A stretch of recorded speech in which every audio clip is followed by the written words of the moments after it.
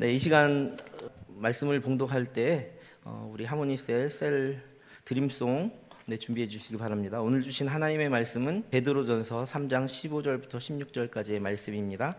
제가 가진 성경으로 신약 성경 379쪽에 있습니다. 베드로전서 3장 15절부터 16절까지의 말씀 들려주시는 하나님의 음성에 귀 기울여 주시기 바랍니다. 너희 마음에 그리스도를 주로 삼아 거룩하게 하고 너희 속에 있는 소망에 관한 이유를 묻는 자에게는 대답할 것을 항상 준비하되 온유와 두려움으로 하고 선한 양심을 가지라. 이는 그리스도 안에 있는 너희의 선행을 욕하는 자들로 그 비방하는 일에 부끄러움을 당하게 하려 함이라. 아멘. 이 시간 하모니셀에서 소원이라는 곡으로 하나님께 드림송으로 영광 올려드리겠습니다.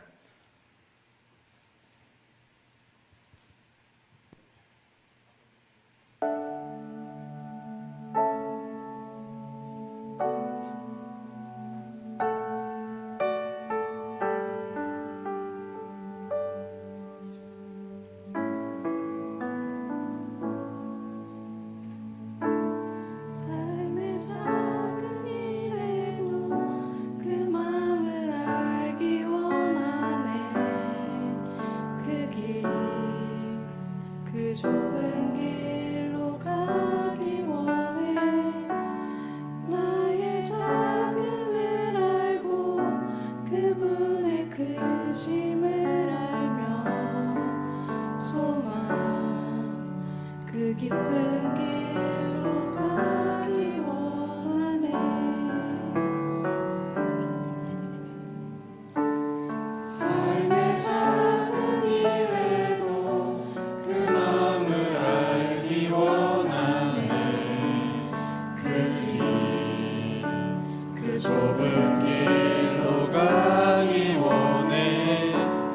나의 작음을 알고 그분의 심을 알며 소망 그 깊은 길로 가기 원하네.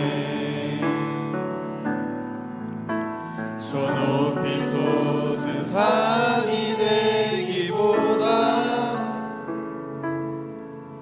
여기 오름직한 동산이 되길.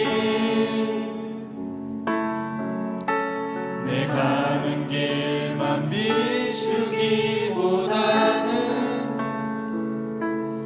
누군가의 길을 비춰준다면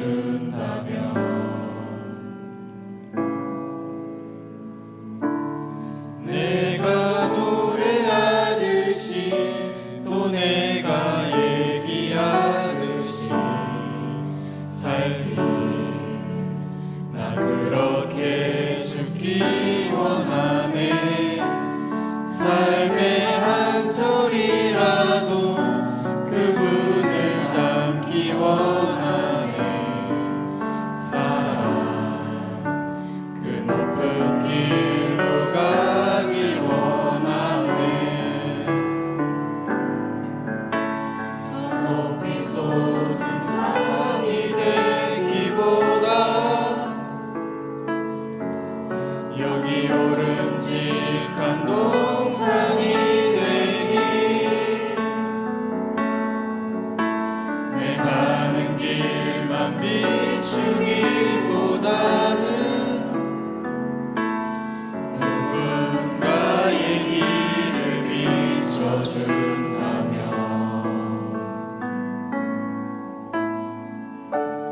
내가 노래하듯이 또 내가 얘기하듯이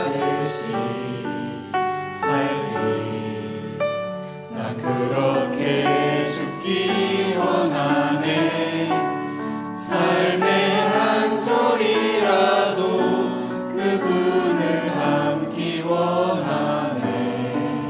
사랑 그 높은 길로 가기 원하네. 그 좁은 길로 가기 원하네. 그 좁은 길로 가기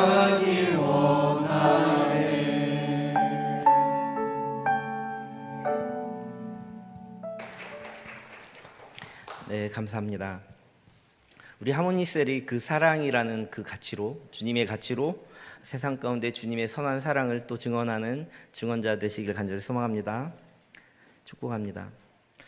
우리 옆 사람 바라보며 우리 인사해 보았으면 좋겠습니다. 네, 참 잘생겼습니다. 네, 양심의 가책을 느끼진 않습니다. 참 잘생기셨습니다. 참 예쁘십니다. 참 아름다우십니다. 참 멋지십니다. 세상에 좋은 인사는 다 하자고요. 네, 또 뭐 있을까요? 예쁘다. 그래, 넌 잘생겼다. 뭐 하면서 이런 인사 어때요? 오늘 말씀의 또 그 주제이기도 한데, 당신은 참 온유한 분이세요. 당신은 참 온유하신 주님의 자녀입니다. 당신은 겸손하고 착하십니다. 진짜 해봐요. 네, 당신은 참 겸손하고 착하십니다. 여러분들 얼마나 온유하고 겸손하고 착한지 모릅니다.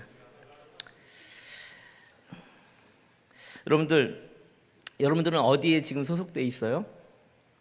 대동산교회 청년 공동체에 소속되어 있죠. 더 크게 말하면 하나님 나라에 소속되어 있습니다. 믿어지십니까? 천국 소망하시죠? 그러면 여러분들 행복하시기 바랍니다. 혹시 여러분들에게 마음을 아프게 하거나 주저하게 하는 일이 있으면 나는 천국 백성이야, 그것으로 이겨내시길 간절히 소망합니다.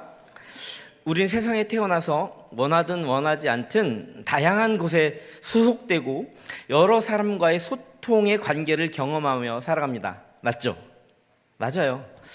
여러분들 여기 오기 전에, 천국의 잔치에 예배 자리에 오기 전에 또 많은 사람들과 마주대했을 겁니다. 말이 안 통하는 상사나 후배, 아니면 내 마음 같지 않는 여기 그런 분도 간혹 있겠지만 남편과 아내, 또 늘 토라지는 연인, 네, 태클을 거는 친구, 이런 관계들 말입니다. 거기에서 일어나는 많은 소통의 부재나 소통의 또 풍성함, 많은 것들이 있겠죠. 보고 듣고 경험한 것이 우리 인생들이 서로 다르기 때문에 여러분들이 지금까지 자라온 여러분들의 그 나이 지점, 21, 22, 20, 19은 만으로 하면 19? 네, 30, 기타 등등. 그 지점이 다르기 때문에 그렇습니다. 보고 듣고 경험한 것이 다르기 때문에 개인적인 가치관도 다 다르고, 인생을 살다 보니까 내가 무엇이 중요하다, 중요하지 않다라고 세워진 기준도 다 다릅니다. 그러기 때문에 다르게 행동하는 거죠. 자기가 추구하는, 개인이 추구하는 가치에 따라 행동하는 것이 우리 인간이다, 인생이다라는 겁니다. 또 어떤 그런 관계와 소통, 이런 것을 생각해 볼 때 그런 모든 고민들이 있단 말이에요. 소통을 하고 관계를 맺다 보면 고민이 생겨요. 왜 그런 줄 아세요? 인간 관계에서 비롯되는 거예요. 인생의 모든 고민이 있잖아요. 어쩌면 그냥 사물이 주는 괴로움은 별로 크게 와닿지 않아요. 그런데 인간 관계에서 주는 괴로움은, 고통은 크게 느껴져요.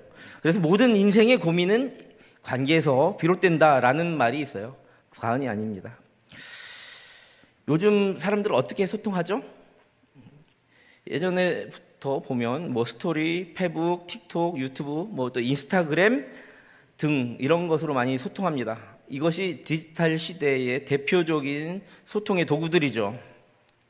사람들이 자신의 일상과 자신의 생각, 가치관, 자신의 삶을 사진과 글과 영상으로 공유하며 다양한 사람들과 소통할 수 있는 디지털 플랫폼이다라고 합니다.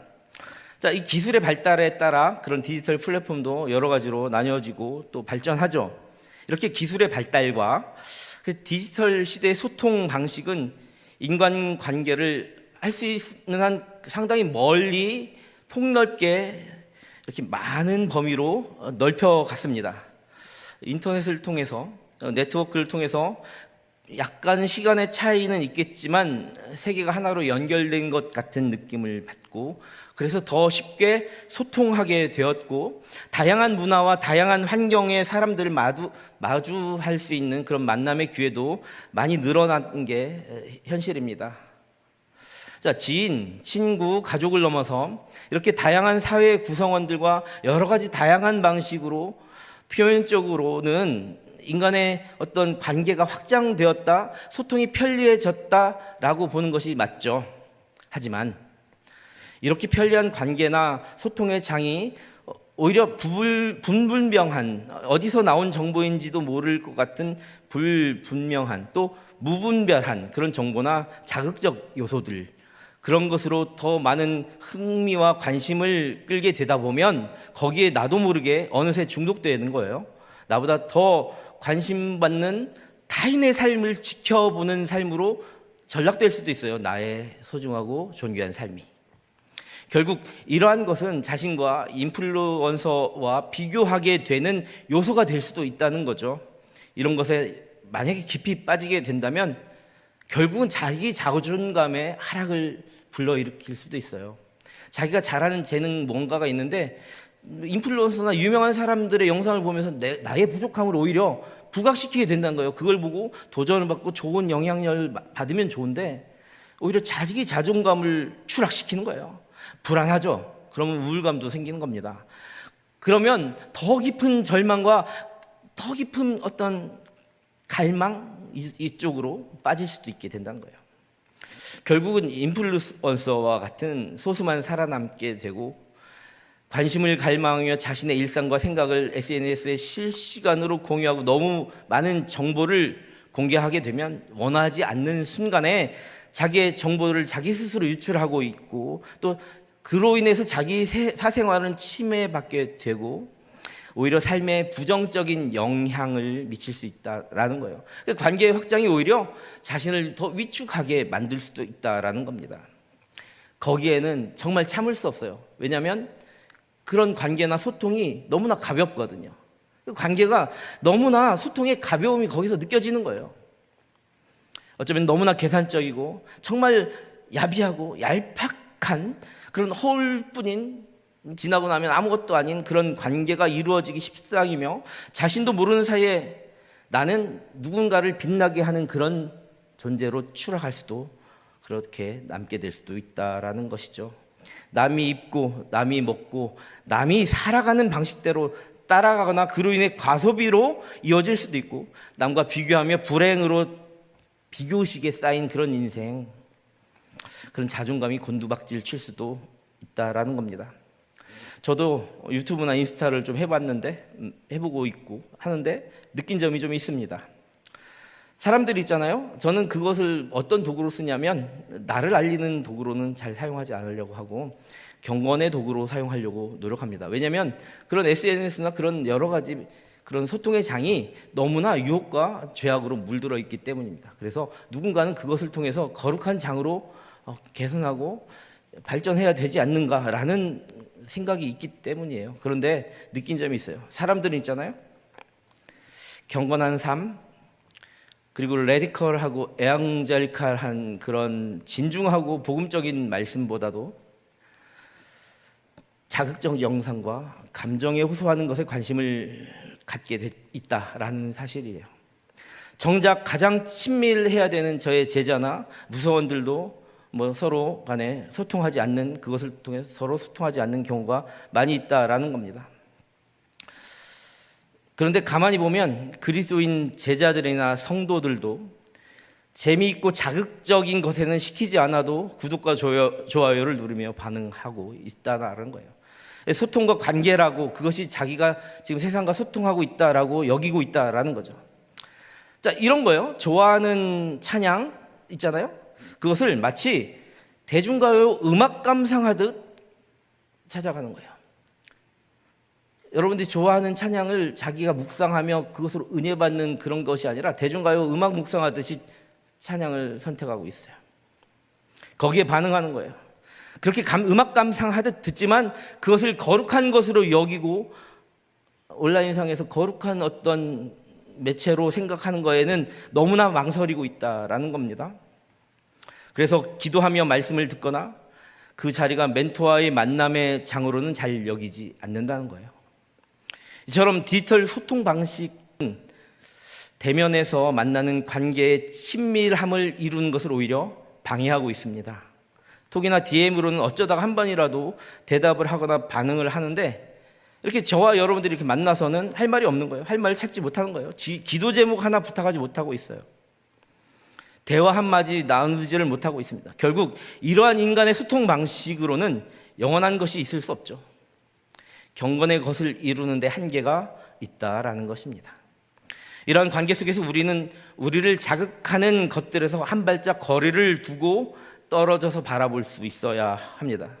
그래서 그 떨어진 그 거리 안에서 성경적 분별력을 가지고 자신의 삶의 질을 좀 더 높이는 소중한 정보들과 흥미와 즐거움 위주의 정보를 잘 구분해서 그렇게 분별력을 가지고 가려낼 수 있는 그 능력을 여러분들이 키워야 하는 겁니다. 그리고 자신과 누군가의 이 존재가, 제가 여러분들에게 저번에도 나와 너라고 말했던 그 이야기처럼 그냥 어떤 it가 아니라 노우로서, 그대와 나로서 그런 관계가 되어야 한다라는 거예요. 하나님과 관계도, 소통도 그러하고요, 사람 사이의 관계도 그래야 됩니다. 그렇다면 우리는 어떠한 마음을 품어야 한단 말인가? 오늘 말씀 베드로전서 3장 15절에 보면 우리가 예수 그리스도를 주인으로 삼아 마음에 거룩하게 모신다라고 말씀하고 계십니다. 맞습니다. 하나님의 형상이 우리 안에 새겨져 있고 그렇게 지음받았고 구주 예수로 인하여 그 형상이 회복된 우리는 당연히 어떠한 존재인가? 존귀한 존재다라는 거예요. 거룩한 존재라는 거예요. 우리를 존귀한 존재로 회복시키고 올려주신 예수님은 그렇다면 어떠한 분이신가? 우리가 생각해 봐야 합니다. 우리를 거룩한 존재로 세워주신 예수님은 어떠한 분이신가요? 먼저 요한복음 1장 1절 말씀 보니까 이렇게 나와 있습니다. 태초에 말씀이 계시니라. 이 말씀이 하나님과 함께 계셨으니 이 말씀은 곧 하나님이시니라. 아멘. 14절에서는 또 이렇게 표현합니다. 말씀이 육신이 되어 우리 가운데 거하심에 우리가 그의 영광을 보니 하나님 아버지의 독생자의 영광이요 은혜와 진리가 충만하더라. 한번 따라해 보겠습니다. 은혜와 진리가 충만하더라. 예수님 어떤 분이신가? 은혜와 진리가 되신다. 아멘. 아멘. 여러분들 지금까지 살아오면서 받았던 많은 그 하나님의 섭리, 나를 이렇게까지 이끄셨구나. 그 안에는 불변하는 하나님의, 예수님의 진리가 있었고, 여러분들이 이 자리까지 인도하신 하나님의 은혜가 있었어요. 예수님 있잖아요. 예수를 믿고 이 자리에 모인 저와 여러분, 예수님을 이렇게 고백해야 돼요. 불변하지 않는 진리다. 그가 곧 우리의 은혜가 되신다. 은혜가 진리가 되신다. 아멘. 자, 은혜와 진리가 되시는 예수님은 어떠한 분이신가? 한번 따라해 볼게요. 소통과 관계의 달인이시다. 소통과 관계의 달인이시다. 아멘. 아멘. 우리가 그 얻은 길을 걸어갈 때 있잖아요. 그걸 바로 이제 보통 동행이라고 합니다. 인생길에서도 마찬가지예요. 어느 목적지를 갈 때도 동행이라고 하지만 우리 인생길에서도 동행이라고 합니다. 그런데 같이 동행하는 데 있잖아요. 마음과 마음이 하나가 되지 않으면 같이 옆에 있는 게 오히려 불행해요. 누군가 동행하는 그 시간이 괴롭다고요. 그런데요, 우리가 마음과 마음이 하나가 되면 그 동행하는 시간은 우리에게 은혜가 됩니다. 은혜와 진리가 되는 시간이에요. 정말 행복하고 소통하고 관계의 회복이 일어나는 시간입니다. 여러분, 예수님과 함께 동행하며 누군가와 같이 한 마음으로 예수님을, 은혜와 진리 되신 예수님을 마음에 품고 그 길을 동행하는 저와 여러분 되길 간절히 소망합니다. 태초에 계신 하나님의 말씀이라고 했잖아요. 요한복음 1장 1절 그리고 1장 14절. 이 말씀은 헬라어로, 성경 원어상의 헬라어로 로고스라고 합니다. 헬라어 로고스로서 성부 하나님과 함께 계시는 성자 예수님을 그 말씀이라고 지칭하고 있는 거예요. 자, 보세요. 창세기 1장 1절에 천지를 어떻게 창조하셨습니까? 말씀으로. 천지를 창조하시는 그 장면인 창세기 1장 1절부터 2절까지를 보면 이 성자 예수님은 삼위일체 하나님으로서 하나님과 그 수면 위에 운행하시는 성령 하나님과 함께 계시며 처음부터 깊은 소통과 관계를 가지고 계셨다라는 겁니다. 오늘날 우리 현대인의 화두 중에 하나가 뭐예요? 바로 그 관계와 소통이라는 겁니다. 사람들과 얼마만큼 관계 맺고 소통하며 살아가느냐에 따라 보다 더 윤택한 삶을 살아갈 수 있다고 생각하는 거예요. 이렇게 관계와 소통은 우리 교회 공동체, 특별히 우리 청년 교회 공동체에서 대단히 중요합니다. 예수님은 소통의 달인이자 공감의 능력자였습니다. 소통을 위해서 필요한 게 무엇가 있을까요? 여러분 소통할 때 뭐 하죠? 아까 말했던 SNS 말고요. 뭐가 있습니까? 소통을 위해 중요한 성품들 말입니다. 무엇으로 소통하는 게 좋다고 생각하세요? 관심. 진실된 마음으로 관심 가져주는 거. 또 겉멋으로 대하는 게 아니라 친절하게 대하는 거. 또 우리 이렇게 아이 컨택트 하니까 좋네요. 아이 컨택트 하는 거. 또 배려하는 거. 이해하는 거. 경청하는 거. 맞아요. 경청하는 거예요. 관계의 소통의 가장 핵심은 뭔 줄 아세요? 지금 여러분들처럼 경청하는 거예요. 이 경청은 마음을 나누는 것이에요. 아멘. 경청하는 건 있잖아요. 아까 말했잖아요. 같이 동행하는 사람이 마음이 하나가 되는 거. 하나님의 말씀을 제가 여러분들에게 전할 때 여러분들 안에 예수님이 함께 같이 내주하셔서 저와 여러분이 같이 걸어가게 하는 그 핵심에 무엇이 있는가? 바로 경청이 있습니다. 경청은 공감을 일으킬 수 있기 때문입니다. 그렇다면 관계의 회복과 소통을 위해서 우리는 어떻게 해야 하는가요? 따라해 볼게요. 예수님을 본받아야 됩니다. 주님을 본받아야 한다. 당연하죠. 예수님은 누구가 어떤 분이신가 우리가 알아봤잖아요. 은혜와 진리가 되시고 소통과 관계의 달인이시다라고 했잖아요. 그렇다면 그 관계와 회복을 위해서 우리는 예수님을 본받아야 합니다. 그런데 무엇을 본받을까요? 한번 따라해 볼게요. 첫 번째는 순종하신 모습을 따라가자. 순종하신 모습을 아멘. 순종하시는 모습을 따라가자. 예수님처럼 순종하신 분은 없습니다. 자기를 내어주심까지 마지막 밤까지 순종하셨습니다. 예수님처럼 겸손함으로 낮아짐으로 자신을 내어주심으로 죽기까지 순종하는 겁니다. 하나님의 말씀 앞에서 예수님 본받아서 자, 순종할 수 없다. 내 의지가 더 강하다. 여기지 마십시오. 제발. 여러분들 겸손함으로 낮아짐으로 기도하십시오. 예수님이 어떻게 순종하시는 줄 아세요? 예수님이 순종할 수 있는 무기가 뭔지 아세요? 예수님 마지막 밤까지 기도하시면서 그렇게 외쳤잖아요. 나 이렇게 죽기 싫다. 너무 힘들다. 나 피눈물이 빠진다. 그러나 나의 뜻대로 마시고 하나님 뜻대로 하옵소서 기도로 이겨냈어요. 그리고 죽기까지 순종하신 겁니다. 그러니 여러분들 순종하는 마음이 안 들면 있잖아요. 반드시 이렇게 해주세요. 기도해 주세요. 마음을 열고 좀 제발 기도해 주세요. 그러니 여러분 생각하고 결정하겠습니다라고 말을 하지 마세요. 저와 대화할 때 생각해 볼게요라고 하지 마세요. 기도해 보겠습니다라고 하셔요. 제발. 또 무엇을 본받아야 하는가? 아까 말했던 경청이에요. 경청하시는 예수를 본받자. 한번 따라해 볼까요? 경청하시는 예수를 본받자. 경청하시는 예수를 본받자. 여러분들 순종하기 위해서는요. 겉멋처럼 건성으로 대하는 거 아닙니다. 하나님의 말씀을 듣고 경청해야 됩니다. 여기도 마찬가지예요. 그래서 기도하는 겁니다. 여러분들 마음에 감동이 없을 때 기도하세요. 하나님께서 여러분들에게 주신 은혜와 진리의 은총이 있습니다. 하나님 여러분들의 마음에 반드시 노크해 주실 거예요. 그리고 은혜를 부어 주실 거예요. 여러분들 하나님의 말씀에 집중하고 싶잖아요. 마음에서 막 거스름이 있고 삶에 지쳐 있을 때도 기도하세요. 하나님, 제 마음을 열어서 하나님 말씀에 귀 기울일 수 있게 해주세요. 그런 여러분들 지금 기도하는 마음으로 이 시간을 보내시길 간절히 소망합니다. 그래요. 그래서 경청에는 말씀을 경청하는 게 가장 우선입니다. 우리 PPT 화면 하나 있는데 한번 보십시다. 여기 경청이라는 글씨 있어요. 경자는 기울이다, 이렇게 마음을 기울이다라는 경자예요. 기울일 경자. 청자가 있잖아요. 자, 들을 청자라고 보통 얘기하는데 이 청자에는 굉장히 중요한 뜻이 있습니다. 경청, 받아들여 듣다라는 의미죠. 청에 있는 그 밑에 보니까 왕이라는 글씨가 있죠. 왕. 특히 청은 왕이 10개, 이쪽에 보니까 눈이 있고 이쪽에 보니까 귀가 있습니다. 10개의 귀와 눈을 가지고 백성의 마음과 하나가 된다는 것을 의미하는 거예요. 그래서 청자는 저렇게 표현해요. 남의 말을 정말 겸손과 낮아짐으로 귀 기울여서 눈과 귀를 다 집중해서 정말 온 마음을 다해서 그렇게 마음이 하나가 되게. 아까 그랬죠. 동행할 때 마음이 하나가 돼서 동행하면 행복하다고.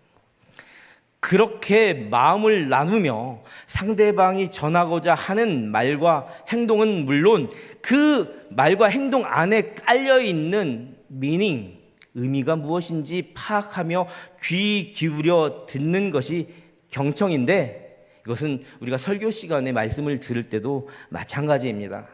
설교자가, 네, 감사합니다. 고맙습니다. 설교자가 전하는 말의 의미와 그 감정과 상황과 영적 울림에 귀를 기울이는 거예요. 진정한 하나님의 말씀이 무엇인가 귀 기울이는 거예요. 눈으로 보고 듣고. 경청의 효과는 어떠한 효과가 있을 것 같아요? 여러분들 말씀에 경청하잖아요.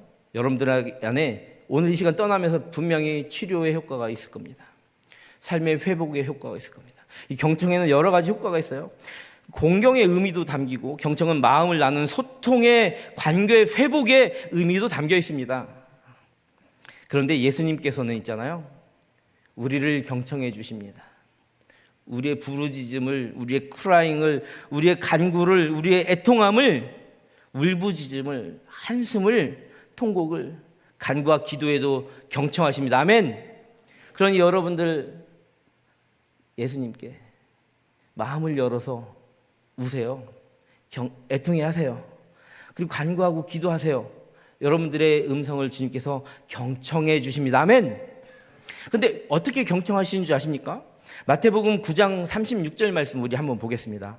마태복음 9장 36절에 보니까 같이 읽어볼게요. 요거는 함께 읽겠습니다. 시작. 우리를 보시고 불쌍히 여기시니 이는 그들이 목자 없는 양과 같이 고생하며 기진함이라. 아멘. 우리 삶이 고생하잖아요. 우리의 인생이 기진스럽습니다. 기진맥진합니다. 이런 예수의 소통은, 그 소통의 그 테크니컬한 최고의 기술은 우리의 마음에 공감하시는 거예요.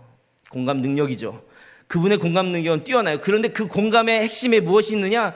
컴패션, 긍휼함이 있다는 거예요. 우리를 보시고 불쌍히 여기신다는 겁니다. 예수님의 공생의 사역, 3년간의 공생의 사역, 그 3년간의 공생의 사역을 마치고 부활하시고 천국에 올라가셔서 다시 이 땅에 오실 때까지 지난 2000년간 우리에게 예수의 마음을 끊임없이 알려주시고 우리와 소통하시는 그 마음의 중심에 무엇이 있는지 아세요? 우리를 보고 불쌍히 여기시는 거예요. 우리를 정말 애통히 하시는 겁니다. 목자 없는 양같이 방황하는 이스라엘 백성을 보며 그는 눈물을 흘리시며 긍휼함을 잊지 않으셨습니다. 그 공감과 그 긍휼하심, 애통하심이 지난 2000년간 많은 사람들의 영혼과 인생을 치유하고 회복하셨습니다. 저와 여러분 모쪼록 아프시고 정말 고생하고 기진하신다면 이 시간 주님의 음성에 회복되는 역사가 있기를 간절히 소망합니다. 세 번째로 우리가 그렇다면 생각해 볼 게 있어요. 성도가 준비하고 오늘 말씀의 제목처럼 가져야 할 마음은 무엇일까? 무엇을 위해? 주님과의 소통과 관계 회복을 위해 말입니다. 주님이 그런 마음을 우리에게 품고 계셨군요. 네, 주님을 본받겠습니다. 순종하며 경청하겠습니다. 그리고 나서 주님의 마음 본받아 우리가 이런 마음을 갖고자 합니다. 준비하고 가져야겠습니다. 오늘 말씀 본문 베드로 전서 3장 15절과 16절 말씀입니다. 우리 한 목소리로 같이 읽을게요. 너희 마음에 그리스도를 주로 삼아 거룩하게 하고 너희 속에 있는 소망에 관한 이유를 묻는 자에게는 대답할 것을 항상 준비하되 온유와 두려움으로 하고 선한 양심을 가지라. 이는 그리스도 안에 있는 너희의 선행을 욕하는 자들로 그 비방하는 일에 부끄러움을 당하게 하려 함이라. 아멘. 아멘. 이 말씀을 묵상하면서 저는 너무나 행복했습니다.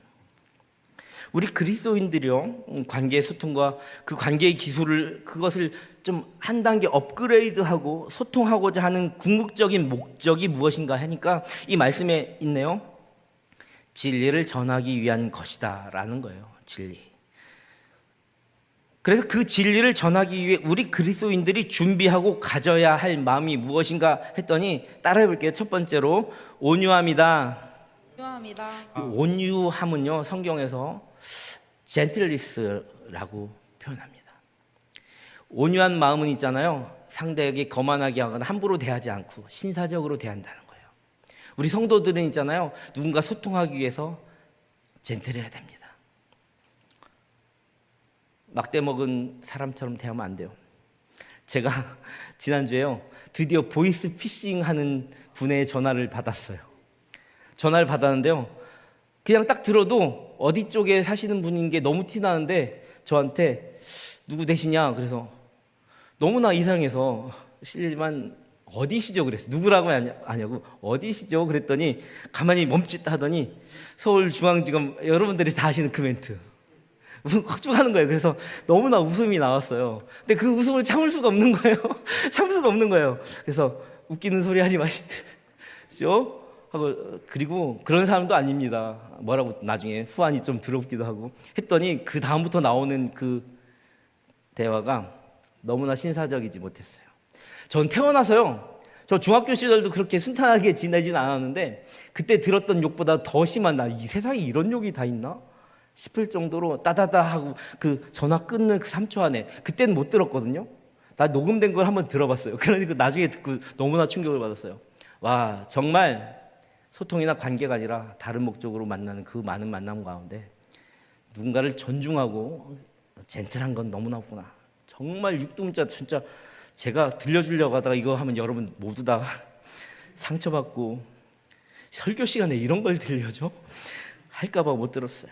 우리가 성도가 누군가와 소통하고 관계를 맺으려면 그렇게 자기의 욕심을 챙기거나 그렇게 그냥 겉멋들거나 아니면 무시하는 그런 소통하면 안 되고 우리 안에 온유함이 있어야 됩니다. 우리 안에 젠틀리스. 자, 두 번째는 무슨 준비가 필요한가? 한번 따라해 볼게요. 두려움이다. 자, 여기서 말하는 두려움은요, 세상을 무서워하라는 게 아니에요. 누군가 상대를 두려운 마음으로 막 무서워하면서 만나도 되나 이렇게 만나라는 얘기가 아니에요. 이것을 우리 신앙적인 표현으로 하면 경외함. 한번 따라해 볼게요. 경외함이다. 자, 우리 하나님을 두려워할 줄 알아야 된다고. 우리가 하나님 경외한다는 말이요, 두려운 마음으로 존경하는 거야. 함부로 대하는 게 아니라 높여드리는 게 경외함, 그런 두려움이에요. 그것을 영어로 표현하면 리스펙트라고 합니다. 존중하고 존경한다는 거예요. 하나님을요 존경하는 거예요. 정말 진심을 다해 높여드리는 거예요. 그런데 사람과의 관계에서도, 그러니 우리가 그리스도인들이요 중보기도할 때, 기도 제목을 할 때 흔히 이렇게 말합니다. 하나님과 사람을 두려워할 줄 알아라. 하나님은 경외하는 거고요, 사람은 존중해주고 그리고 함부로 여기지 말아라 라는 의미가 이 안에 담긴 거예요. 그렇게 두려워한다. 하나님과 사람을 그렇게 두려워한다. 자, 세 번째는 어떤 것인가? 16절에 선한 양심이라고 표현되어 있습니다. 한번 따라해 볼게요. 지난 설교에도 이 단어는 나왔어요. 그렇죠? 기억나시죠? 한번 따라해 보겠습니다. 선한 양심이다. 맞습니다. 이것이 바로 주를 모신 성도의 거룩한 모습으로서 관계를 지향하는 그 준비해야 될 덕목들입니다. 자, 그렇다면 결론적으로 말해볼게요. 어떻게 할 것인가? 그렇다면 우리 어떻게 할 것인가? 그래, 알겠어요. 경청했어요. 그럼 우리 어떻게 할 것인가? 성도가 준비하고 가져야 할 마음인 온유함과 경외함과 선한 양심을 표현하며 사는 방법은, 우리 한 번만 더 따라해 주실 수 있죠? 너무 많이 시키니까 죄송해서 그래요. 한번 따라해 봅니다. 살리는 말과 착한 행실로 가능합니다. 아멘. 잠언 12장 17절 보니까 이렇게 적혀 있어요. 진리를 말하는 자는 의를 나타내어도 거짓 증인은 속이는 말을 하느니라. 자, 이 속이는 말에는 자신의 욕심이나 자신이 내세우고 싶은 무언가가 있는 거예요. 그러니까 속이는 거예요. 실제 하고 싶은 의도는 다른 데에 있는데 표현은 다르게 하는 거죠. 그게 거짓 증인이죠. 자, 마태복음 5장 16절에도 이렇게 표현합니다. 이같이 너희 빛이 사람 앞에 비치게 하여 그들로 너희 착한 행실을 보고 하늘에 계신 너희 아버지께 영광을 돌리게 하라. 아멘. 제발요. 우리 그리스도인들이 저래야 됩니다. 우리의 행실을 보고 주님을 욕하게 살지 마십시다. 우리의 행실을 보고 하나님이 살아계시는구나, 이런 말을 많이 좀 들어야 돼요. 어떻게 할 것인가? 우리의 착한 행실을 보고 세상이 주를 보게 하는 겁니다. 너희 아버지께 영광을 돌리게 하라. 아멘. 잠언 15장 4절 한 절 더 보겠습니다. 온순한 혀는 곧 생명나무이지만 패역한 혀는 마음을 상하게 하느니라. 아멘. 성도가 준비하고 가져야 할 마음인 사람을 향하여 온유함을 지니고 하나님과 사람을 두려워할 줄 아는 마음과 우리 안에 선한 양심을 가지고 착하고 선하게 그리고 긍정적이고 아름다운 말과 행동을 해야 된다는 거예요. 그것이 바로 사람을 살리고 세우는 일에 성도로서 합당한 말로 모든 사역과 모든 것을 질서 있게 한다라는 겁니다. 혀와 입으로 말입니다. 그리고 손과 발로, 이렇게 말과 행실로 말이죠. 사람을 살리고 세우고 회복하도록 저와 여러분 부디 정말 하나님께 영광 돌릴 수 있는 그런 존재로서 세상 가운데서 긍정적이고 선하게 표현하고 살아내야만 합니다. 따라해 보겠습니다. 살리는 말과 착한 행실로 살아가자. 한 번 더 따라해 보겠습니다. 우리 다짐하는 거 경청했으니까 한 번 더 각인하는 거예요. 한 주간을 살아가는 힘이 되시길 바랍니다. 살리는 말과 착한 행실로 살아가자. 함께 기도하겠습니다. 하나님, 오늘의 말씀을 통하여 하나님께서 우리를 사랑하셔서 우리와 함께 소통하시고 동행하시고자 예수님을 우리 곁에 보내주셨음을 알게 되었습니다. 예수님의 마음처럼 순종하게 하시고 우리도 하나님의 말씀에 경청하고 사람을 돌아볼 수 있게 하옵소서. 먼저 우리 가슴에 성도가 준비하고 가져야 할 마음인 사람을 향하여 온유함을 지니게 하시며 하나님과 사람을 두려워할 줄 알며 선한 양심을 깨워주셔서 거룩한 하나님의 백성 성도의 삶을 살아가게 하옵소서. 우리의 입을 주관하시고 손과 발을 주장하시어 살리는 말과 착한 행실로 살아가는 동산 가족 모두 다 되게 하여 주옵소서. 예수 그리스도의 이름으로 간절히 기도합니다. 아멘. 이제 모두 다 일어나셔서 결단 찬양 부르시며 준비하신 예물 하나님께 드립니다.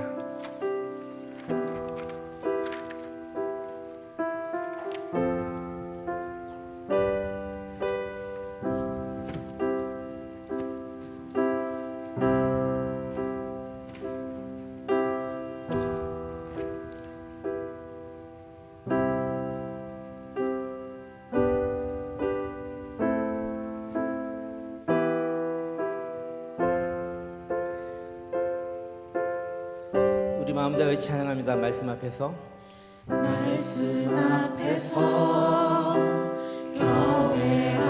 경외함으로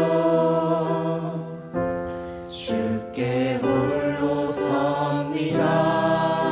생명의 말씀 읽고 순종해 주를 예배합니다. 우리 처음부터 다시 한번 말씀 앞에서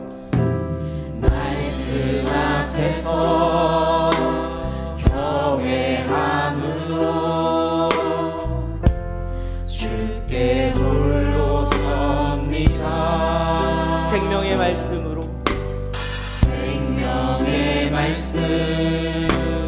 읽고 순종해 주를 예배합니다.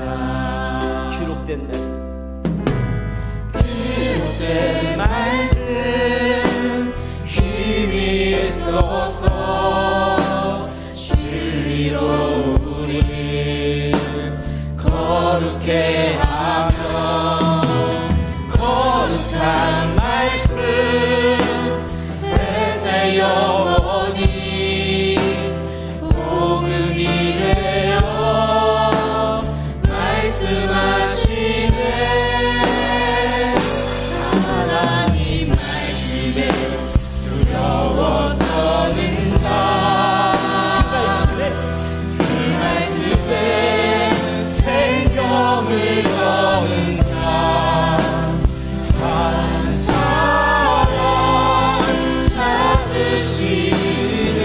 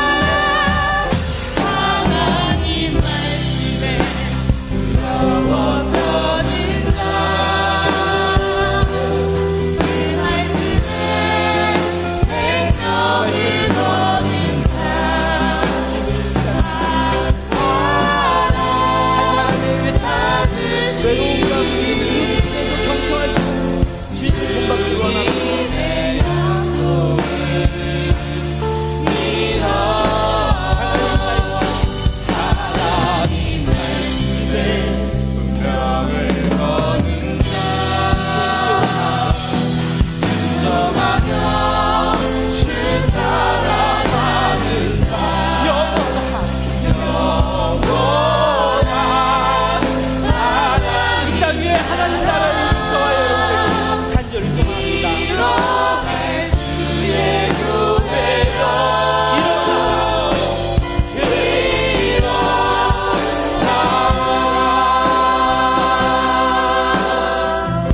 그렇습니다. 하나님 말씀에 순종하며 그 말씀대로 착하고 선한 언행으로 살아가는 저와 여러분이 되겠다고 이 시간 다짐하고 돌아가시길 바랍니다. 그리고 그 다짐 가운데 분명히 하나님께서 약속하신 회복과 치유의 역사가 여러분들의 삶의 고단함과 지침 가운데 있기를 간절히 소망합니다. 하나님 여러분들 너무나 사랑하셔요. 오늘 말씀에 경청하신 여러분들이 분명히 회복을 주실 것입니다. 한 주간을 또 명절과 가족과 살아갈 때요, 그것으로 스트레스 받지 마시고요, 힘을 내세요. 기도하고 힘내세요. 하나님께서 여러분들을 분명히 세워주십니다. 아멘. 아멘. 아멘. 사랑해 주님 감사합니다. 하나님 말씀을 통하여 하나님께서 우리를 사랑하시고 우리와 함께 소통하시고 동행하시고자 하심을 알았습니다. 그 예수님 마음처럼 우리 또한 주님 말씀에 순종하게 하시고 하나님 말씀에 경청하며 또 사람을 돌아보며 착하고 선한 행실로 하나님께 영광 돌리는 우리 모두가 되게 하여 주시옵소서. 주신 은혜 감사드리며 주님께 예물을 드립니다. 이 예물이 쓰이는 곳곳마다 하나님 나라 이루어지는 그 복음의 현장 되게 하여 주옵소서.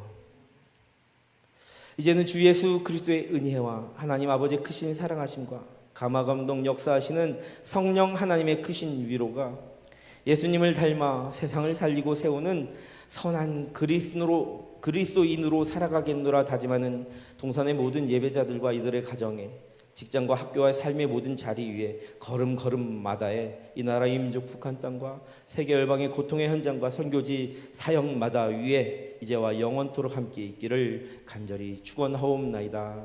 아멘. 영원 영원히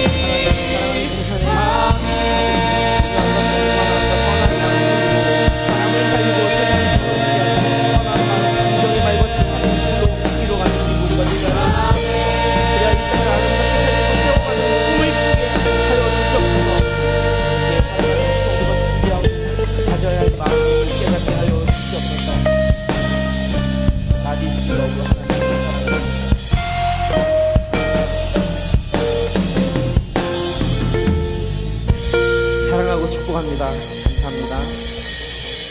명절 잘 보내세요. 다음 주에 뵙겠습니다.